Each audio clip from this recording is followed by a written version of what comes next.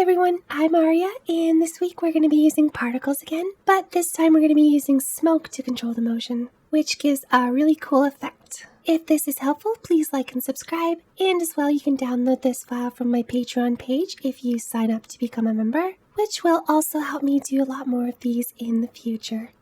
Here we go. First, let's open up a new scene in Blender, and since we're going to be using all of these default objects, we're not going to delete anything. We do want to hide the camera for now, so let's just head up here and click this icon. Then we can use the default cube as our smoke domain, so let's just click on the cube and name it domain. Then we can just zoom in a bit. We just want to make this a little bit taller, so let's hit S to scale, Z, and we're going to type in 1.2. Then we just want to bring this up to the ground level, so let's hit G, Z, and type in 1.2 again. So instead of using our X-ray toggle, we're just going to add our domain right away. So just make sure that you're in the physics properties. Then click fluid, click here and select domain. Then we can just go through and make our changes. I found these settings to be pretty specific in order to get nice curls with the smoke. So try to do as close to this as you can. Keep in mind that we are going to be using adaptive domain, so this shouldn't be too much for most systems. So set the resolution to around 100 or 110. For the time scale, we're going to set it to 0.5. Scroll down and we want to check adaptive domain, which is going to save us tons of calculation time. So make sure, especially if you're using a laptop or something like that, that you have this checked on. Go down a bit further and we're going to add some dissolve just so that our smoke doesn't keep going forever and ever. But we're going to change the time to 15. Let's leave this selected here, which basically just means that our smoke will take a lot longer to dissipate. Then you can click noise, open up the settings, and try to set this to at least 3 or 4 if you can. This will give us a nice up-res factor, but we also want to take the strength of the noise and set that to 0. This way our smoke will look a lot smoother, whereas if we left this on, it would look a little bit more like clouds. And then the final thing we want to do is we just want to change our buoyancy and heat a little bit. So we're going to select those and change both of them to 0.5. Then let's add some vorticity as well, which will just add a little bit more turbulence and rotation to our smoke. Awesome, so now we can add our flow object. So let's just head back into the 3D viewport, hold Shift A, and click cylinder. And of course we want to make this a lot smaller. So let's scale on the Z by hitting S, Z, and typing in 0.2. Then we want to scale one more time by hitting S and typing in 0.06. Just zoom in a little bit and we can bring this up by hitting G, Z, and we'll just drag our mouse. Great, so now we can just head back to our physics properties, click fluid, and we can change the type to flow. We'll leave our flow type to smoke. We want to change the behavior from geometry to inflow. Inflow will continue to output smoke throughout the simulation. Then if you want to have the multiple bursts of smoke like my simulation, it's really super easy to do. The way I did that was just basically turn the flow on and off every 60 frames. So make sure you're on frame 60, then click here to add a keyframe. Push the right arrow key to go ahead 1 frame, turn the flow off and set a new keyframe. Then we can just head over to frame 120. And do the reverse, so set a keyframe, making sure the flow is off, then right arrow to the next frame, turn this on and set a key. Then one final time we'll go to frame 180, set a keyframe for the flow, go to frame 181, turn this off and set a keyframe. Awesome, so now what we have is smoke emitting from frame 0 to 60. Between frame 60 and 120 it'll just be dissipating. Then it will start again and start dissipating after 180. Then the final thing we want to do for our flow object is just change the temperature to 0.5. And that's everything. So now we can click on our domain, head back to frame 1, and if yours doesn't snap into place like that, just head over to the physics properties, head all the way down to the bottom, and just click replay. Sometimes Blender doesn't recalculate, so what I like to do is just bring a new window up here. Again, scroll all the way down to the bottom where it just shows you the cache settings. And then if you click this, it will basically pin that in place so that you don't have to scroll up and down every time you make a change. If you wanted to just have a live preview of your smoke, keep in mind that it might play slow, but if you want to do that, just make sure that it's on replay. But since I know these settings are going to work, I'm just going to set mine to all. And by the way, if you're using Blender 2.83, just set this to final.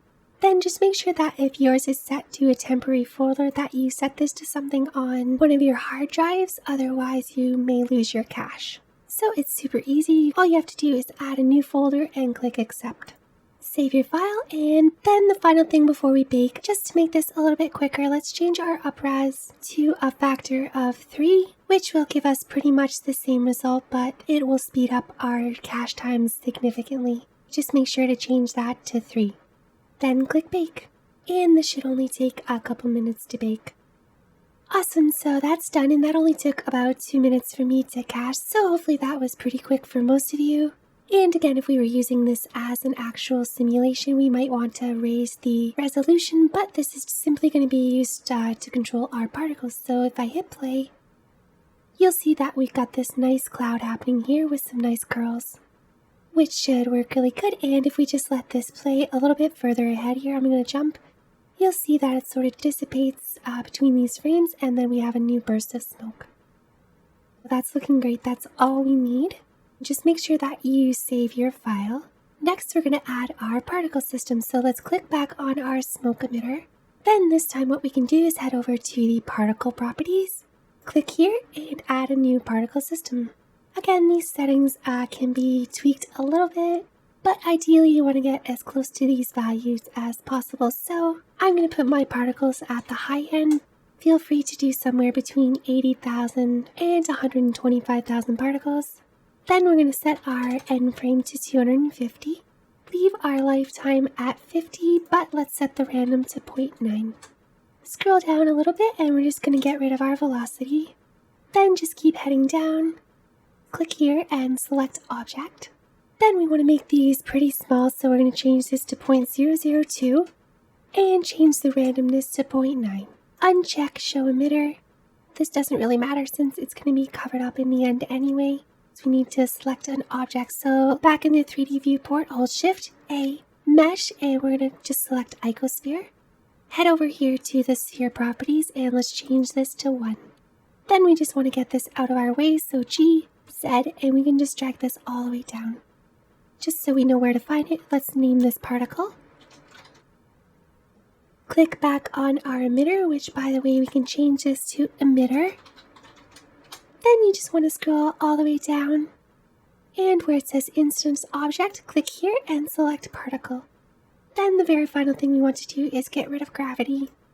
Save, and then if we were to hit play now, you'll see that we have particles and they're just sort of sitting on top. So next we want to make this follow our smoke. So Shift A, go all the way down to Force Field, and the very bottom force field is Fluid Flow, so click that. Then if we hit play now, you can see still nothing is happening at all because there's a couple more things that we need to do. So let's just head over here to the physics properties. And the biggest thing we need to do is connect our fluid flow to our domain. So right here where it says domain, you can either use the eyedropper, but since we named it, we can just click here and select domain. Now again, if we were to go back to frame 1 and hit play, we do have some sort of result, but it's not obviously doing what we want. It's not really following the smoke. You can tell it is being affected by the smoke, but it's not really doing the curls that we want. So just quickly, I'm going to show you the final settings that I use, which were a strength of 11 and a flow of 1.8. Then if we hit play, you can see that our particles now are going to follow our smoke a lot better, as well as take on some of the curls. The way I got to these was basically just by trial and error, but what I like to do is start at a value of 1 and 1 till I think it's matching the output of the smoke, and then I start to bring my flow up. So for example, if we were to set this to 5 and 1, you can see it's still going a little bit too high, but it is starting to take the shape of our smoke. So if we eventually got up to 11 and hit play, you'll see now that it's getting a lot closer to the shape, but it's not quite sticking with our smoke. So this is where the flow comes in. Try to do one at a time until you start getting it closer and closer. So with our final values, you can see now that it's following things a lot better. And again, the more resolution you use will definitely affect this, so keep that in mind when you are building these. The best thing to do is try to get the smoke correct first, and then work on your particles. Otherwise, you'll find that you're going back and forth between them, which can just lead to a bit of chaos. So again, do the smoke first, and then start working on the particles. We're just going to click on our emitter, head back into the particle settings, and since we're happy with our simulation, we can just head to our cache. I always like to save before I bake, then this should be a relatively quick bake as well. Awesome, so that baked pretty quickly for me. If you were to hit play, you'll notice that our viewport is a little bit slow, so what we can do is, now that we're done with our smoke, we can actually hide the smoke simulation, which will speed up the viewport quite a bit. So just head up here, click on the filter toggles, and we're just going to add our real-time and render toggles. Since we're done with our smoke, we can just drag across here to turn all three of these off. Now if we head back to frame 1 and hit play, you'll see that there's a lot quicker response, and you can see our particles are looking really good. Again, if you want a little bit more than what you're seeing here, feel free to add more particles on top of this, but I just want to make sure that this is accessible for most systems. If you do add more particles, you'll definitely find that you get a lot more of defined shapes, but just keep in mind that it will take longer to bake. The only things that we have left to do is to add a couple more primitives, some lighting, and some materials. So the first thing I like to do is get a base lighting by adding an HDRI. So I'm just going to click on the shading tab, and close these windows just so that there is more screen space to see, then zoom back in. So I'm just going to head over here to the world properties, and instead of having a color as our background, we're going to click here, go to environment texture, and click open. Then you can just use whatever HDRI works for you. Some of you may already have this downloaded from my other tutorials, but if you don't, just head to the link in the description and you can grab that for free. Then click open. Now that we've got that, we can just head up to the right here and turn on our render preview. And now you can see that we've got a very basic lighting setup. So now we can add our materials. So we just want to select our particle by heading up to the scene collection and selecting particle. Then we can head over here and click new. Bring the metallic all the way up, and we can bring the roughness quite a bit down to say something like 0.1. Then finally we can just change our color to something blue. Then instead of leaving our value at around 1, we're going to set this to 2. Just going to bring the roughness up just to around 0.3 and add some clear coat as well. We want to add some more lighting, so Shift A, light, and first we're going to add a sun. And the position for this doesn't matter, but I'm just going to bring it out of the way just so that we don't get it mixed up with our particle system. Then we're just going to change the angle, which does matter, so R, Y, and we can just bring this up so it's facing our particles. Then I'm just going to come around this way here, and I want this to point out in that direction, so R to rotate, Z, and if we just pull down, you can see that it will start to rotate, and click. Then we just want to head over to the light properties, click on the color, select something blue, and change this to 10. So we've got that. Let's hit Shift A again, light, and this time we're going to add an area light. Then we want to rotate this on the Y-axis, so RY 90. Then we just want to bring this back, so G, and drag it back. Then we just want to rotate it down a little bit on the Y. Click, and then we can just rotate it a little bit on the Z as well. And that should work pretty good. Okay, so let's head back to the light properties here. Click color, and we're going to change this to something orange, and set the power to 250. So one more light. Shift A, light, and we'll select point. G and Z, we can just drag this up just a little bit, just till it's inside our particles. Change the color to something purpley blue. Then we'll set the power to 75. So now we've got the right values, but things are still looking a little bit flat, so what we can do is just head over to the render properties. Since we're using EEVEE today, we just want to set this up a little bit, so let's turn on ambient occlusion and bloom. Then just to give it a little bit more pop, we're going to turn on screen space reflections. Now you can see that this is a little bit too much bloom, so let's just open this up and we can just bring this down. Let's also change the radius of our point light by clicking here and bringing the radius down. Then again, we can just bring this up a little bit further by hitting G, Z, and dragging this up. And I totally forgot that we were going to use our default light, which we did not end up using, which if we zoom out is way up here. So we can just right click on that light and delete. Great, so now that we've got all of our lighting, we can just finish our scene. So let's head back to layout. Then the next thing we can do is add our two torus objects to cover up our emitter. So Shift A, Mesh, and we'll click Torus. Then we can just right click Shade Smooth and we can just scale this down. GZ just to bring this up. Then we just want to make sure we subdivide this, so head over to the modifiers, click here and Subdivision Surface. I like to set mine to 2, but 1 should work fine. Since we want one more of these, let's just duplicate what we have. So Shift D, Z, and then we can just drag this down. Click, and then we want to make this a little bit bigger, so S to scale, and we'll just drag our mouse out. That's all we need to do. Then for the ground plane, hit Shift A, Mesh, and Plane. Then we can scale this quite a bit, so hit S and then type in 5. Then since our camera is going to be about here, we can just bring this back by hitting G, X, and just dragging this back a little bit further. Then to give this some variety, I went into edit mode by hitting Tab, right click, and we're going to subdivide.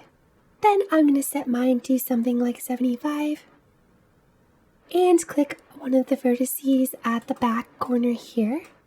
I enable proportional editing by clicking there. Then GZ, and we can start bringing this up. Then if we scroll down on our mouse wheel, you can see that our influence gets bigger. Click and then do the same to the other corner. So just grab the vertex in the corner, GZ, and just drag this up as well.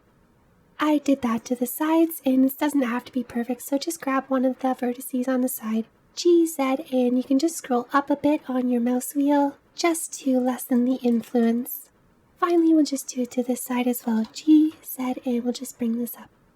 Okay, you can bring the back up as well, a little bit. This just gives it a little bit of variety. Then we can head back into object mode by clicking here or hitting Tab. Then we can right click and shade smooth. Head over to the modifiers properties, click here, and we can add a wireframe. Then we just want to make sure that this is a little bit smaller. You can see that it's looking a little bit funny, so we're going to hit Control A and select all transforms. Now you'll see that it's representing our vertices a little better, and we can bring this back up. Great, so let's head back to the shading tab.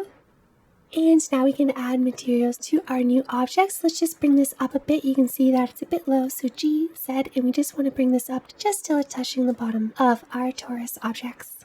Okay, so let's turn on our render preview, click new. Then I just added a basic material, so Shift A to add a bump map, hook the normal into the normal, then set this to something like 0.35. Shift A to add a noise. Then you can connect this to the height as well as the roughness. Then if you just hit N on your keyboard and head to options, you just want to make sure that you enable screen space refractions. Head up to the EEVEE settings and we'll just enable them there as well. Then we can just grab our transmission and bring this all the way up to 1. And now you can see it's looking a little bit closer to my final image, but there are some more changes that we can make. So let's grab our noise texture. Then we're going to scale this to something like 10. Set the detail to around 25. Bring the roughness up quite a bit.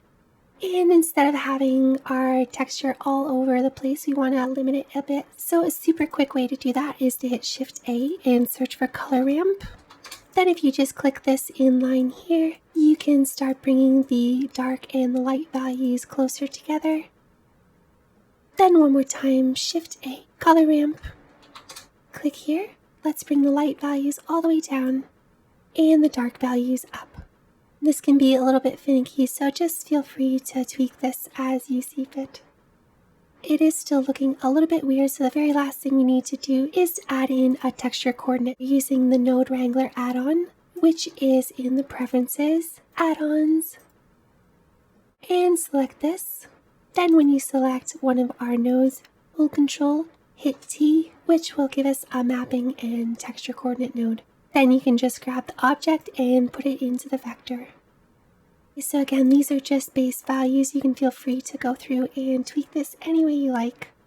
These were roughly the settings that I used. Name this ground. And I pretty much use these exact settings for the torus object. So you can just select your bottom torus object, click here and select ground. Then just make sure that you make a copy of it and rename this to torus. That way we can make a couple changes. So I just want to scale the noise a little bit here. So if you just go to scale, type in 1, that should pretty much give you the texture that I used. Then click the torus here, click this down menu and select torus. Great, so we're almost done. So if we head over to the render settings and head all the way down to film, we can unselect transparent, which will bring in our HDRI. So you can either leave this as is, or if you want to do what I did, click here and go to world. Then you just want to select this, Shift D to duplicate. Click here and we're going to change this to something really dark blue. Then Shift A, search for Mix Shader. Click here and we'll add this in on top. Then what we can do with this setup here is we want to include our HDRI for our lighting, but use this blue color as our background. So the final thing we need to do is Shift A and search for light and select light path. Then you just want to select this option right here and click into factor. Now you can just take this and tweak this so that you've got a much darker background. Okay, so now let's head back to layout one more time. And we're finally ready to add our camera. So let's head back up here and we can open up our camera. Then we just want to pick a frame of our simulation. Hold Ctrl Alt and hit 0 to lock the camera to our view. Then one more time, let's turn on our render preview. Select the camera. Head here to the camera properties. Turn on depth of field. Then we want to change our f-stop to 0.3. For our focus distance, I did this manually, so you can open up viewport display and select limits. Then if we just orbit out of our camera, you'll see that if we come all the way out, there's an X way back here, which is basically our focus point. So we just want to bring this back until it's right around the front of our simulation. Then you can just click here to head back into the camera. And if I turn off our overlays, things are looking really good. So you can just tweak this a bit if you want. So something around 2 should be nice. That's looking really good. If you do want to get a couple of the glints in the background like you see here, just make sure to go to your material settings, open up the color ramp here, and we can just drag this a little bit more. I'll just click the camera one more time, F3, type in walk, and then I'm just going to use the arrow keys just to bring this back a little bit. Then again, we do need to change our focus distance to something around 2.5. So what you can do instead, if you don't want to keep having to reset your focal distance, is just create an empty object by hitting Shift A, empty plane axis. Just bring this up and to the front. Then if we go back into our camera, we can select that as our focus object. And that's all there is to it. So the only thing left to do is head to the rendering tab and make sure that you add some motion blur. To be honest, I didn't really like the way this made it look, so I took mine down all the way to like 0.15. I changed this to 25, and I also added a few steps. So that should be everything. So just make sure you save, render, and render image. And there's our final image. You can see the motion blur that we've added on top now. So hopefully yours is looking really good. If you like this tutorial, please like and subscribe. As well, if you want to get the file that I used in my animation, just head over to my Patreon page and become a member. Okay, I hope to see you soon. Bye!